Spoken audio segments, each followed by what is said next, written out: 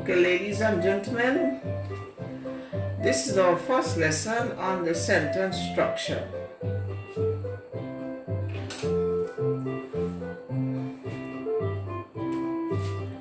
For the objectives, you will observe the basic formation of the sentence, and we'll be looking at the root formation. 2, we're looking at the complement formation, where we add in phrases and dependent clause. And then 3, we will shuffle the basic sentence formation using the comma to derive different styles of presentation. And 3, we differentiate between subject nouns and object nouns.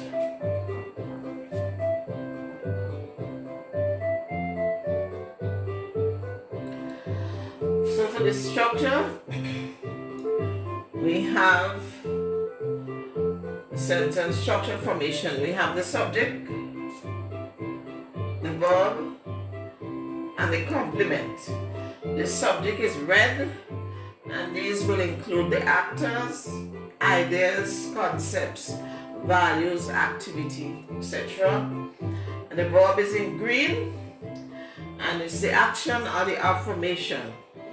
And the complement will be represented by this orange color, brownish orange, and these will be words or phrases or clause to complete the meaning.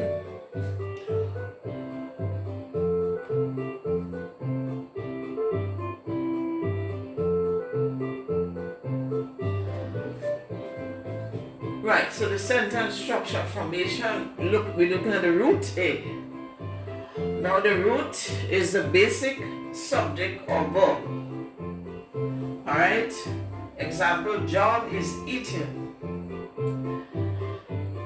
And we will add on to that the complement to get more meaning going with the sentence. For example, John is eating. We don't know what John is eating and things like that. We don't know where he's eating it. So we're going to add complement extensions, and so we will add words or phrase or clause.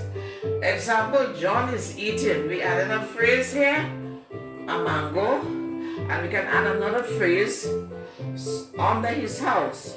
So what is John eating? A mango. And where is John? Under his house. So it adds more, it gives more visualization to the sentence.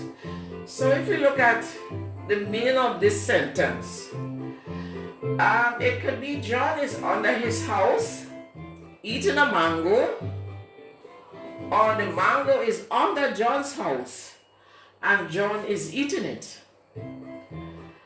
Regardless, both John and the mango are under the house. Alright, so you see this color here, both of them represent the same thing. They are both under the house, and John is doing the eating.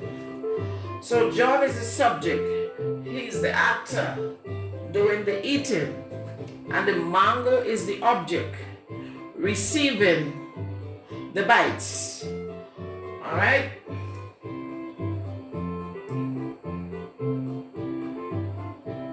So let's see some little more about the object and the subject. Let's differentiate.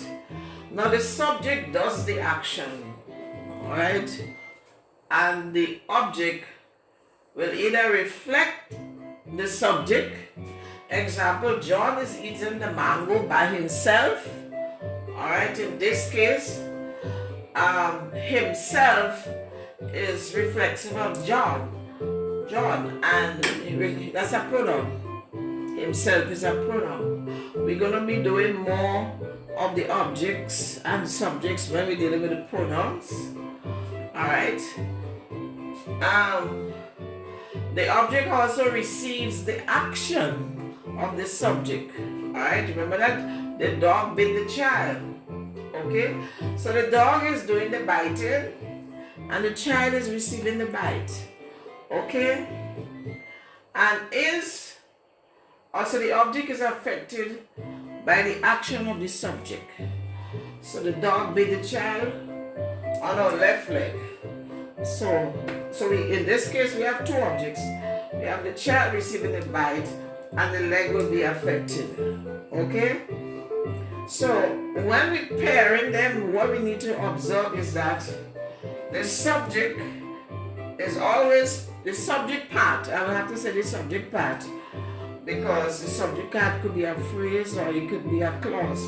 The subject part is paired with the verb all the time, and the object part is paired with the preposition or the phrase. All right, in this case, for this object here, we have by himself. By is a preposition. Okay? Well, this one, the second one, we do not have a preposition. All we have is that article D. Alright, but generally is the preposition and the object. In this one we have on. Alright, on is a preposition, tells you where the bite took place.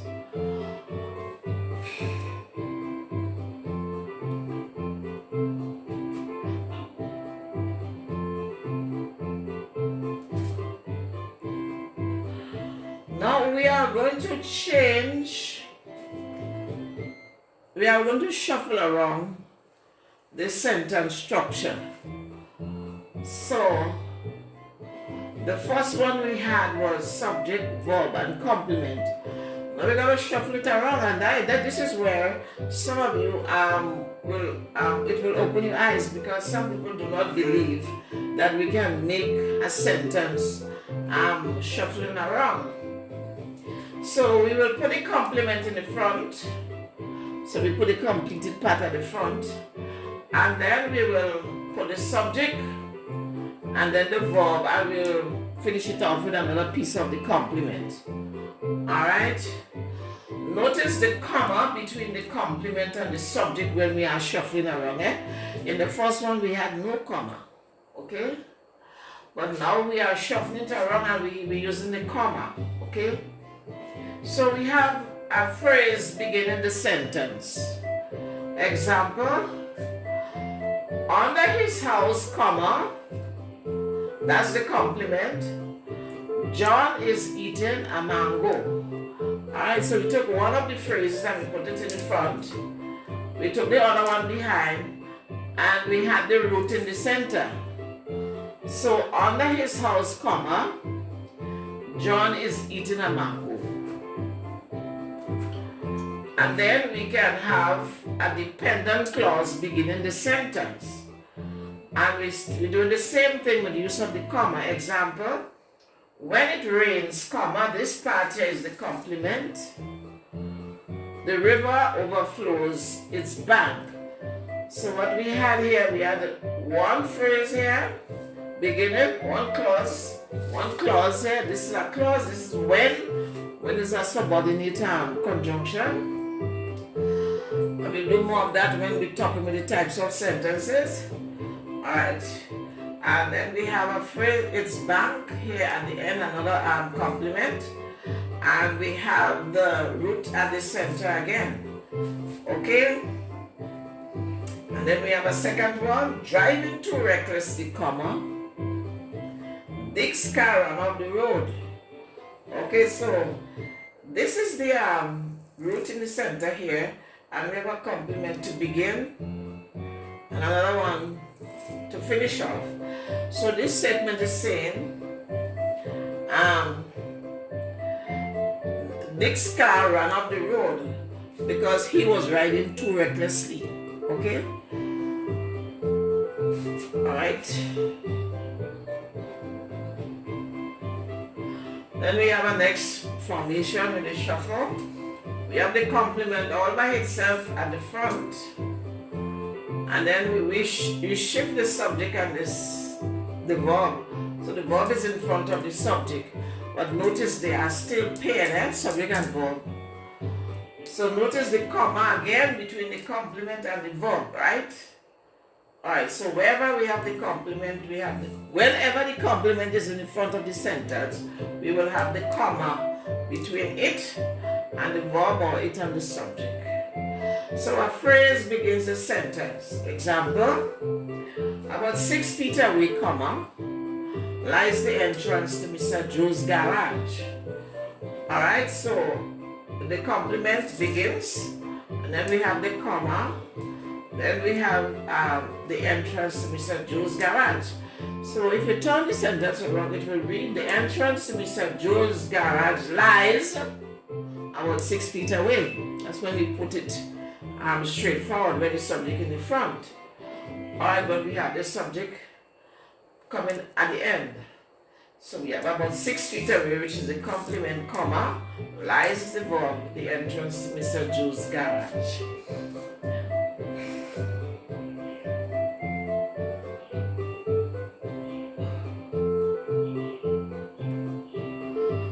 Okay, so the summary. When the subject of a sentence begins the sentence flows smoothly in a complete clause called the independent clause, represented by IC, ending with a full stop.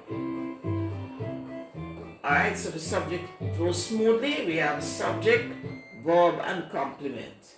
So the subject begins the sentence, then we have the verb, then we have the complement. It's a complete independence clause, and the subject flows smoothly. And we put a full stop.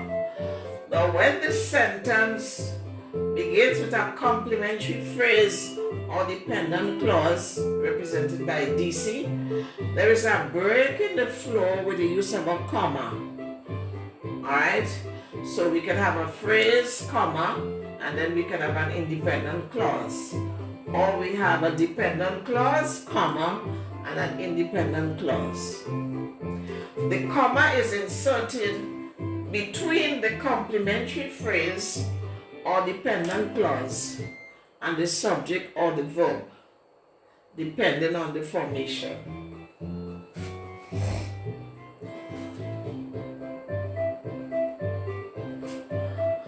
And subject nouns are paired with verbs by which they act or affirm. So this is subject nouns, so this is pointing to the horse, which is the noun, and the horse is running, so the action is within the horse. Alright, so the action is within the horse. The horse is running, and it is running after the ball. So the object noun follows the preposition, that will be after, and they are paired with the complement of this. They are part of the complement of the sentence. So the object is on the complement part, receiving the actions of verb. So the horse is running, and what is the horse running after? The horse is running after, which is the preposition, and comes the object, ball. Okay? So the objects are always part of the complement. Okay? And the subject and the verb are always paired together. So the subject nouns are the one doing the action, are the affirmation, they are paired with the verbs. And the object will receive the action, or might be affecting, or even reflect. And this is the complement, okay? Alright. So ladies and gentlemen, I would like you to go over the lesson. It is it is on Moodle. The file is on Moodle, and for the activity to strengthen this with your practice, because I have observed that, and you would observe as well, that you were recording marks for doing your descriptions and so forth, but I was not marking for the grammar because we did not do the grammar yet, okay? And there's a lot of use for your practice in this area. So for each student, we'll write 2 samples for each of the formation structures presented in the lesson, beginning from the root formation. Okay, so we had the root, we add the complement, right, and then we shuffle it around. Okay, so you're gonna we use the comma. So you're going to practice by writing 2 samples for each. So this is the end of this lesson.